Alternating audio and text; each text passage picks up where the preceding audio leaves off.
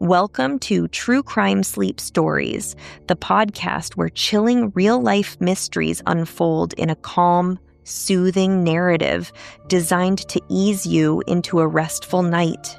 I'm your host, Kelli Brink, and tonight we explore a case that haunted an Iowa community for nearly 4 decades.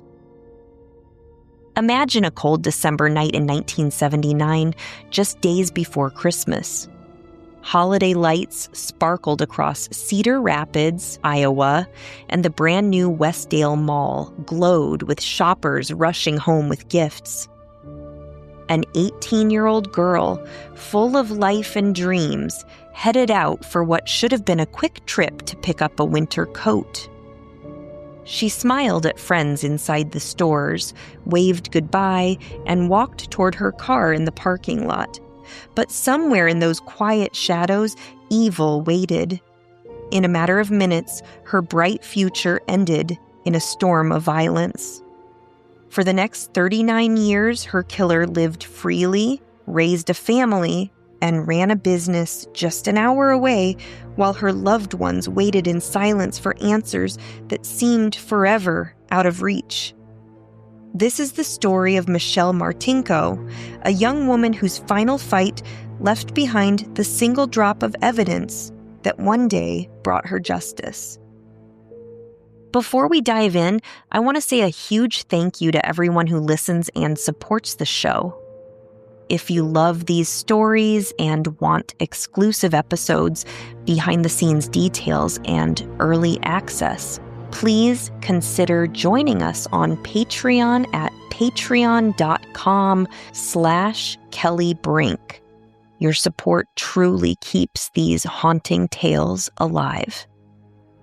And now, a quick sponsor break. We'll be right back.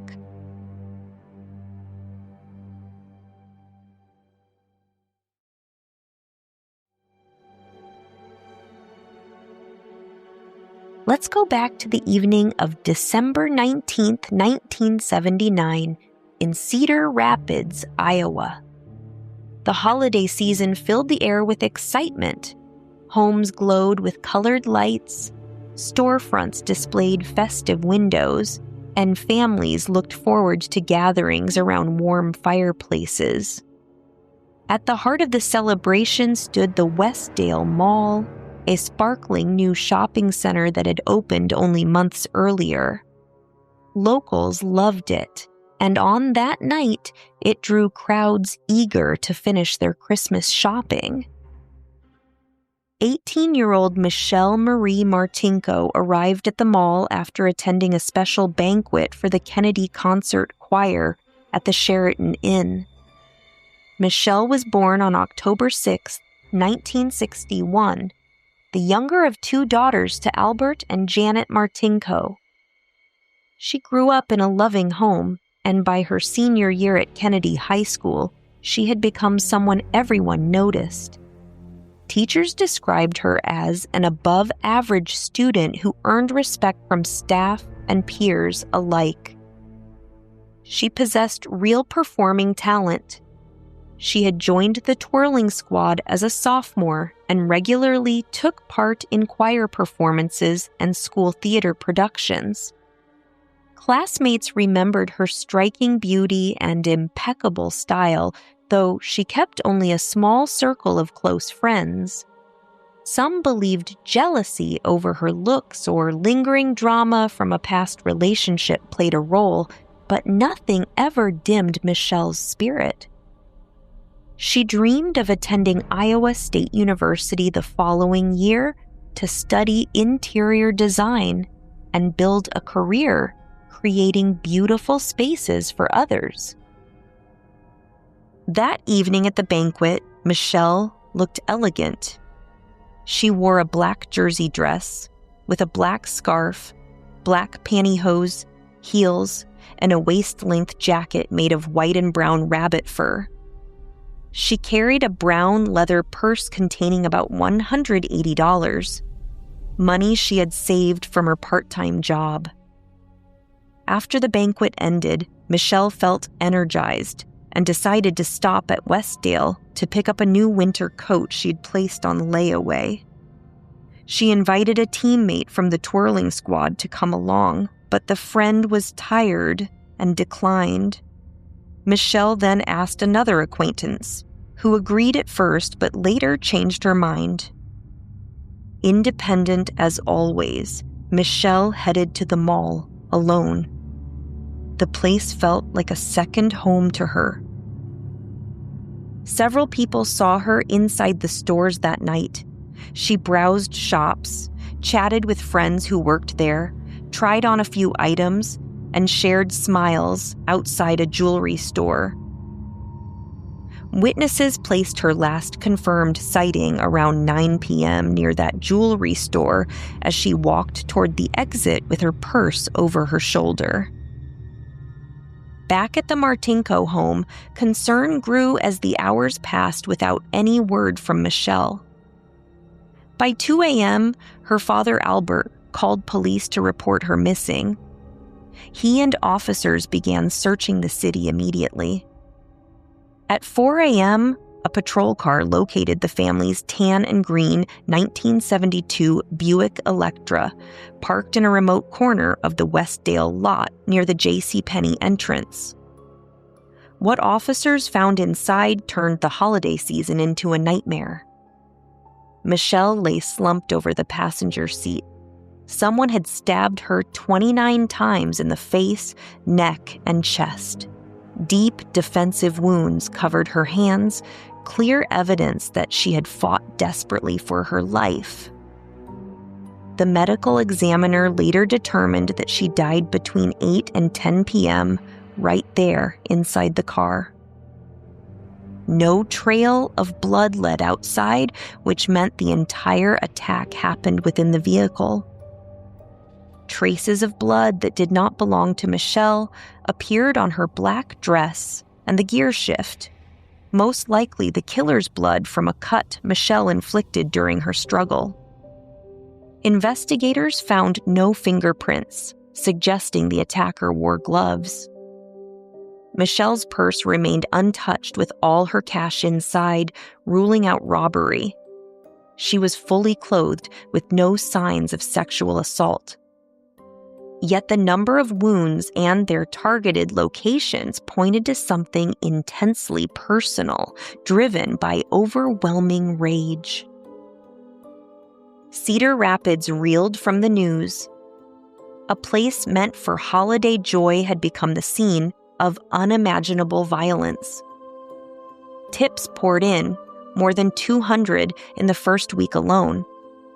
Detectives interviewed hundreds of people and used polygraphs to clear several early suspects, including a juvenile carrying a knife and a mall employee known for strange behavior around women. Rumors spread quickly through the community, stories of harassing phone calls to Michelle, later proven false, and whispers of a second secret stabbing, denied by police. In an effort to jog memories, investigators placed witnesses under hypnosis. Descriptions from 2 of those sessions helped create a composite sketch released in June 1980. The drawing showed a white male in his late teens or early 20s, approximately 6 feet tall, weighing 165 to 175 pounds, with curly brown hair and brown eyes. In total, police hypnotized up to 30 people during the first year of the investigation. They even consulted psychics and offered a $10,000 reward for information leading to the killer. One strong early suspect was a man already serving life for a similar knife-point rape that occurred a month before Michelle's murder. He denied involvement, and when DNA technology became available years later, testing cleared him completely. He died in prison in 2012 from colon cancer. Another controversy surfaced several months after the murder. A woman who drove past the mall parking lot at 2 a.m. on December 20th noticed 2 cars, one matching Michelle's description, and saw a man standing next to the open driver's door. She initially hesitated to come forward because news reports at the time suggested the murder happened earlier. She passed her observation through a family connection to the Public Safety Commissioner's office, believing it would reach police if important. It did not. When authorities renewed public appeals months later, she contacted them directly. Detectives seriously considered charging the Public Safety Commissioner for failing to forward the tip promptly, though no charges were ultimately filed. Among the officers who responded early was Detective Harvey Denlinger. He had joined the Cedar Rapids force in 1970 and earned promotion to investigator by 1979. Although he was not the lead detective on the Martinko case, he conducted interviews with several Kennedy High School students and helped canvass the surrounding area. Harvey lived with his family in Cedar Hills, only a couple of miles from Westdale Mall, the mall they considered theirs compared to the rival Lyndale on the east side. Whenever he and his wife dropped their children off at the mall, they stressed safety rules without always mentioning the murder directly. Meet us here at this exact time, stay inside the building, and never wander where you shouldn't. The case affected the entire city, and Harvey felt it deeply. Young Matthew grew up hearing about the unsolved murder that had shaken his father's department and their community. As the years rolled on, leads dried up and the case grew cold. In the mid-1980s, Albert Martinko filed a lawsuit against the mall owners, claiming inadequate security contributed to his daughter's death. The case reached the Iowa Supreme Court, which eventually ruled in favor of the mall. Tragedy struck the family again when Albert passed away in 1995 and Janet in 1998, both still carrying the pain of never knowing who killed their daughter. Michelle's older sister Janelle became the sole remaining immediate family member holding the vigil, yet the investigation never fully died. In 2015, Cedar Rapids investigator Matthew Denlinger, Harvey's son, now walking the same career path, took over the cold case from a retiring colleague. Matthew shared his father's methodical nature and deep sense of duty. He later told reporters that the murder affected the whole city and left lingering fear because no one had ever been held accountable. For Matthew, solving the case meant honoring the work his father started and bringing peace to a community that relived the tragedy every December through local news anniversary stories. Matthew's breakthrough began with a discovery made years earlier in 2006. While reviewing old evidence files, he noticed traces of blood on Michelle's black dress that did not belong to her. Technicians developed a DNA profile so rare that fewer than 1 in 100 billion people would match it. The profile entered the National CODIS database, but no hits appeared. Over the following years, investigators swabbed more than 125 people and cleared over 60 potential suspects. In 2017, police partnered with Parabon Nanolabs, a company specializing in DNA phenotyping. Using only the genetic markers, experts created images predicting the suspect's appearance. A white male with blonde hair and blue eyes shown at different ages. The new sketches looked dramatically different from the 1980 composite. When authorities released them at a press conference, tips poured in, more than 100. One former classmate even exclaimed that the image resembled someone they knew, but DNA testing years earlier had already cleared that person. The real turning point arrived in 2018. Parabon uploaded the DNA profile to GEDmatch, a public genealogy website that had recently helped crack other cold cases. The site identified a distant relative, and genealogists built a family tree stretching back generations. Step by step, investigators eliminated branches until they focused on 3 brothers who grew up in Manchester, Iowa.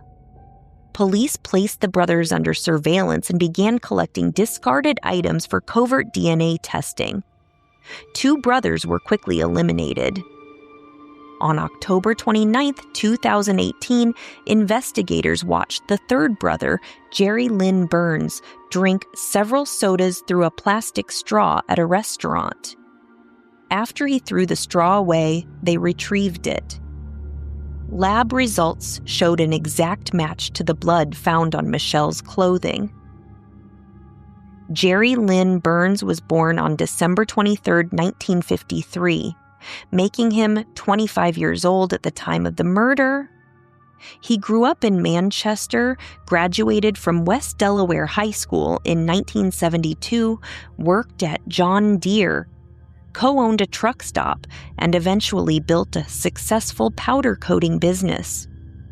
To everyone who knew him, he appeared to be an ordinary family man and community businessman who sold lawn mowers on the side. On December 19, 2018, exactly 39 years to the day after Michelle's murder, Matthew Denlinger walked into Jerry's workplace to conduct an interview. Jerry calmly denied ever knowing Michelle or visiting the mall that night. He offered no explanation for why his DNA appeared at the crime scene and displayed almost no emotion throughout the questioning. When asked directly if he had killed someone that night in 1979, Jerry repeatedly responded, "Test the DNA." Later, riding in the police car after his arrest, he even wondered aloud whether it was possible to block out such a memory completely. Jerry pleaded not guilty. Pre-trial hearings became battlegrounds over evidence. One particularly disturbing discovery came from Jerry's work computer and cell phone, seized after his arrest.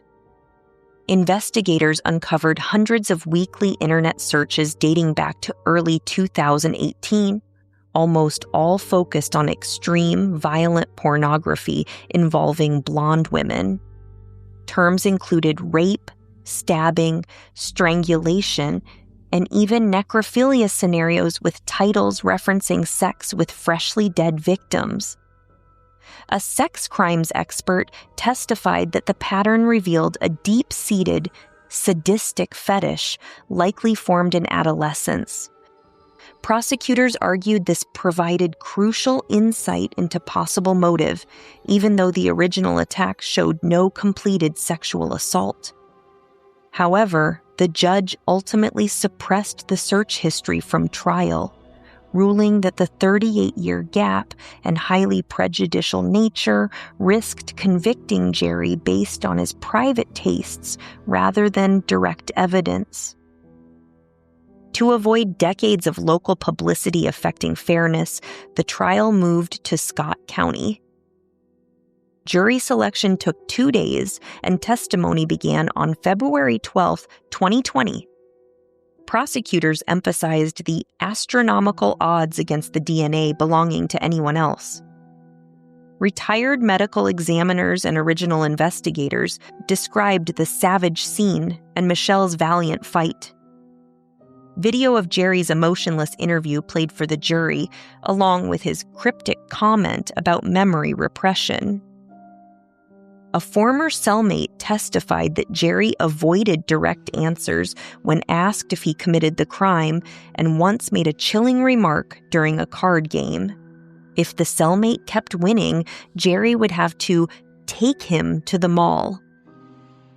The defense called only one witness, a DNA consultant who suggested possible evidence mishandling or secondary transfer of skin cells, though he stopped short of claiming either happened here. After 3 hours of deliberation, the jury returned a verdict of guilty on first-degree murder. Iowa law mandated life without parole, and Jerry received that sentence in August 2020. His appeal reached the Iowa Supreme Court, which upheld the conviction in March 2023. Justice arrived at last, but unsettling questions still swirled around Jerry Burns. His wife, Patricia, whom he married in 1975, was a devoted homemaker known for quilting, gardening, and collecting teddy bears.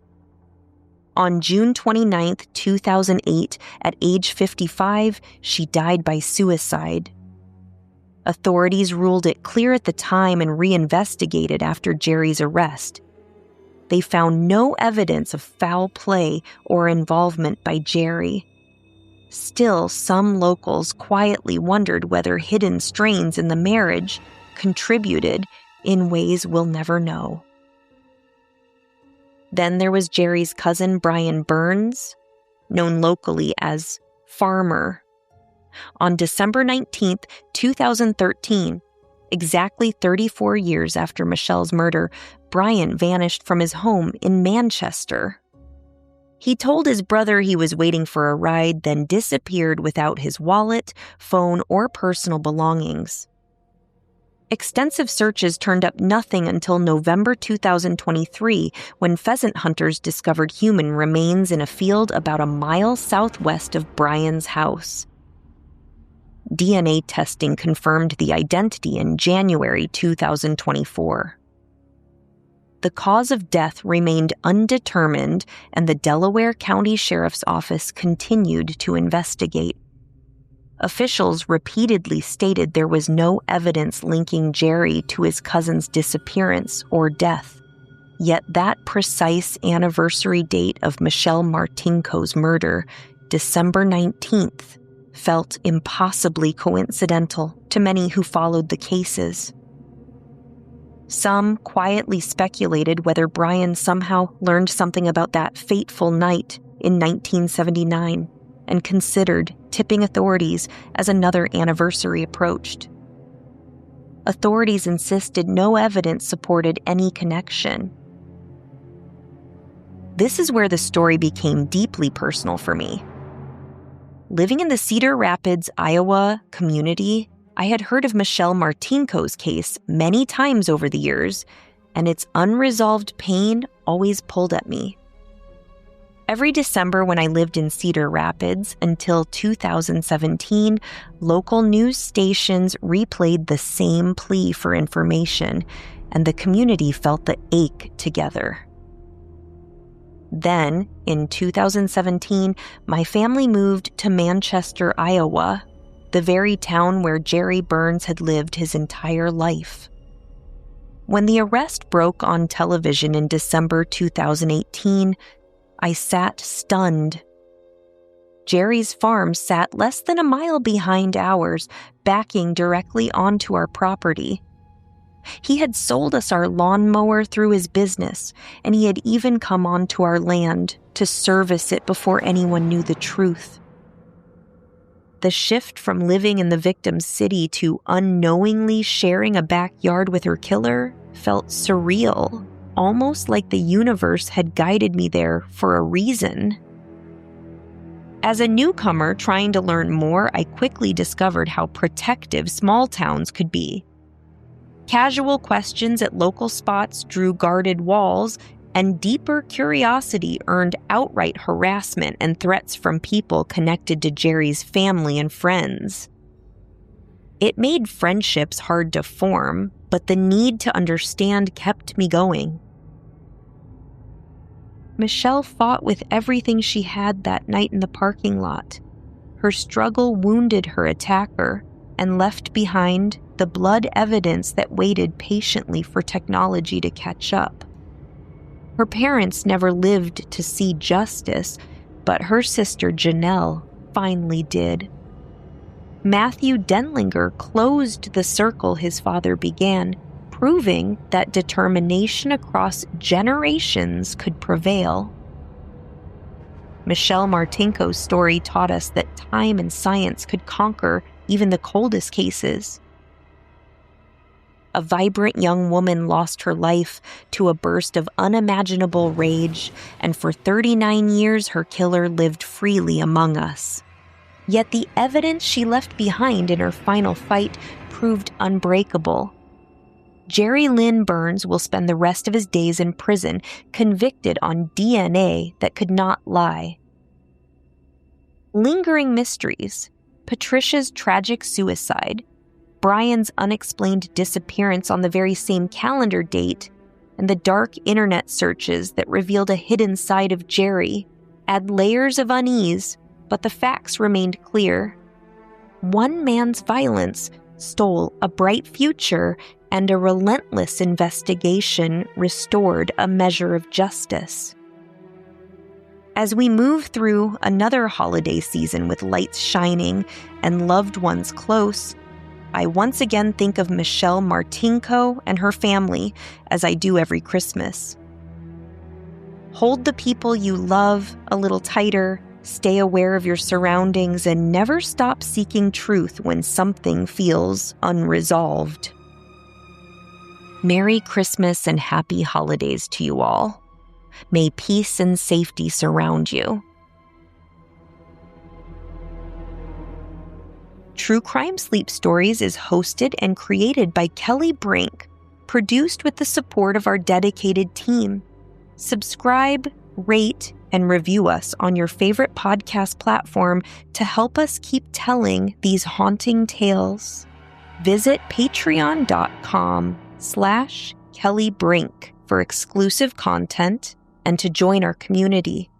Thank you for listening, and we'll meet you in the shadows next time. Until then, stay safe out there and lock your doors. Good night.